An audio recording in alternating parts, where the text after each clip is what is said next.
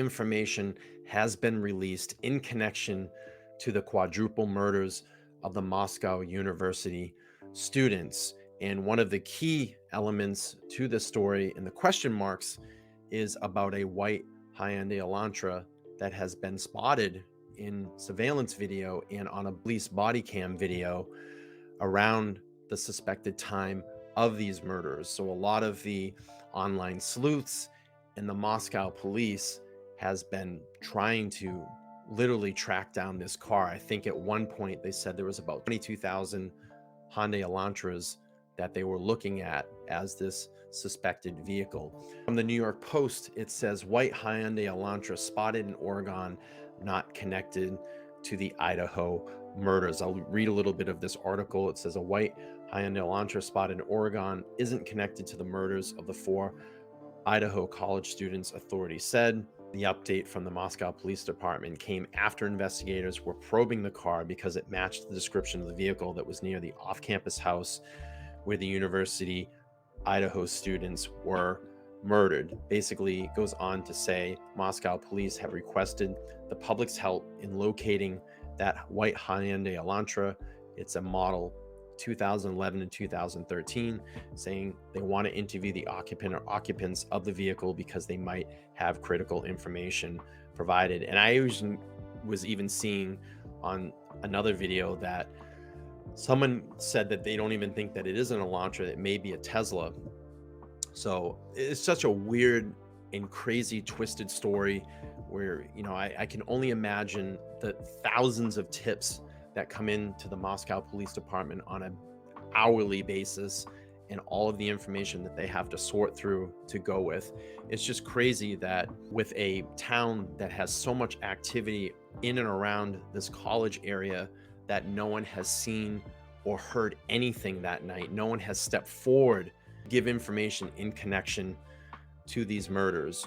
It goes on to say in this article, investigators spoke with the female owner and reported the vehicle was in a collision and then impounded. Moscow police said the vehicle is registered out of Colorado and the owner is not to be believed in any relation to any property in Moscow, Idaho, or ongoing murder investigations, police said. Authorities also requested the public to stop contacting the owner. And that has been really the biggest thing, I think, in this case, because it's been so public.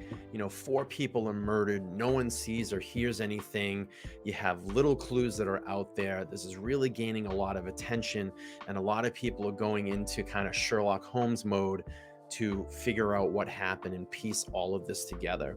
Ultimately, in the end, the Moscow police are going to make all of the determinations as to what happened in this case. So while it's good that people are investigating and speculating, it can hurt the case in some sense as well. And here is the newest information that actually was released this afternoon. The headline reads from the New York Post: Cops spoke with Idaho murder victim on the phone prior to quadruple slaying, new footage reveals. So this looks like this was an incident back in September when they actually came to the house that the 4 were slain in, and they were coming to an actual disturbance that was going on.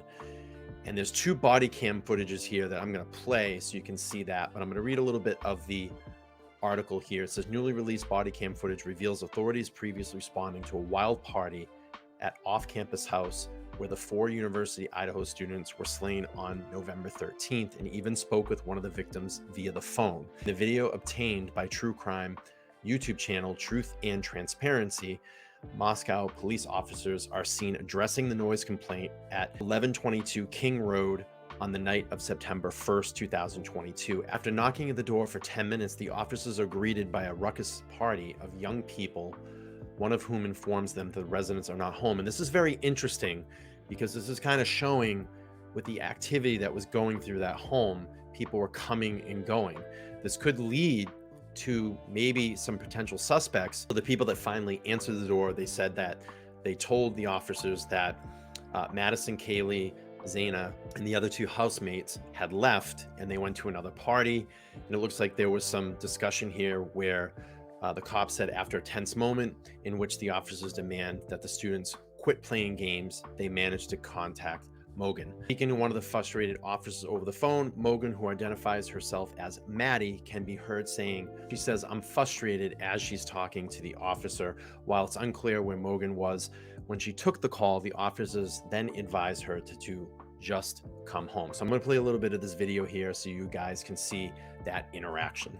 "We're only here for a noise complaint. Come to the damn door." Finally.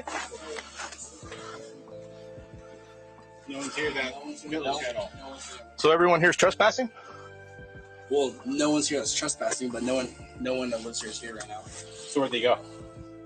They're just not here. I have no clue where they went. No clue. So you guys just throwing a party in their house at They were here at one point. They're not here right now. I just searched all the rooms. They left and went over to some other party, and everyone is about to go over to another party. Okay. Who does live here? What are their names? I am actually not sure.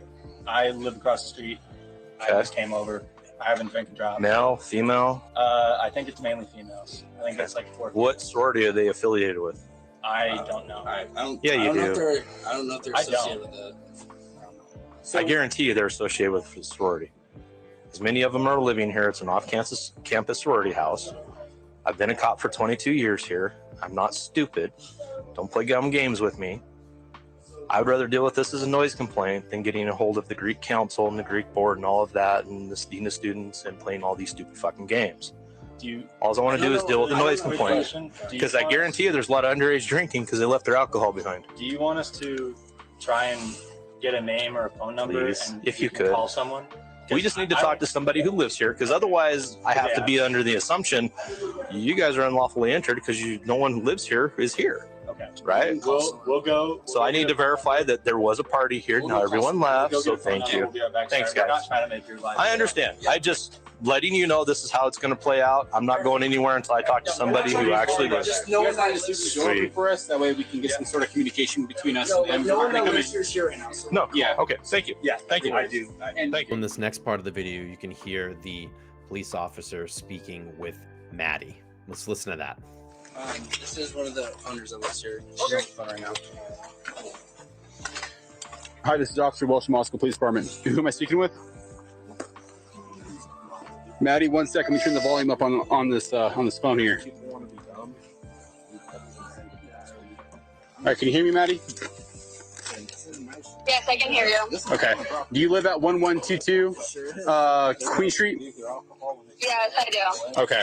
So, hey, the reason that we're here is that we received a noise complaint of loud music, partying. Okay. Once we approached the house, people started running away. They left a bunch of alcohol behind. We're not even coming for alcohol. We're coming for the noise complaint. And then we sat here for approximately 10 minutes trying to knock on the door. No one would come to the door until these two gentlemen came down and actually answered the door. So Gotcha. I want to just read a last few lines of this article and then sum this up. It says, shortly after the killings, neighbors in the busy college town neighborhood remembered the King Road residence as a, quote, party house. There was a lot of people that went into and out of that house pretty frequently. Jeremy Reagan, a law student who lived near the victims, told reporters at that time. So again, like I said, maybe this leads to some new evidence. Maybe this leads to some new potential suspects, or just gets people talking. Maybe the Moscow police can identify some of the people that were coming and going out of the house. Did they see anything? Did they hear anything? Was there anything that was strange going on with these roommates or any of the people that were coming, going from this house? Again, a very strange case, and we are all at the edge of our seats to hopefully hear something soon, hopefully find some type of lead or suspect that is involved in this case. Again, if you enjoy this content today, please make sure to like, share, and subscribe. Go down there and hit that thumbs up button. Push this channel along in the algorithm. And always remember to talk live and talk loud. I'll see you on the next one. Peace.